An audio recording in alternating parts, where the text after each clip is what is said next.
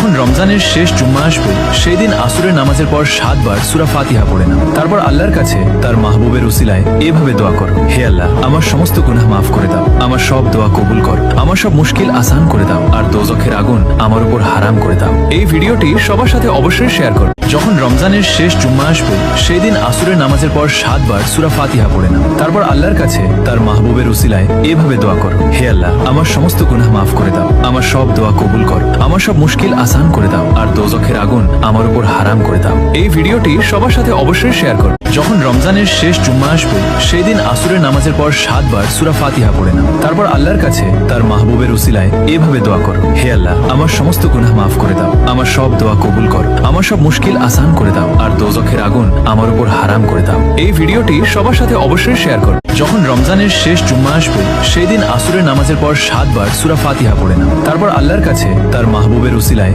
এভাবে দোয়া করো, হে আল্লাহ, আমার সমস্ত গুনাহ মাফ করে দাও, আমার সব দোয়া কবুল করো, আমার সব মুশকিল আসান করে দাও, আর দোজখের আগুন আমার উপর হারাম করে দাও। এই ভিডিওটি সবার সাথে অবশ্যই শেয়ার করো।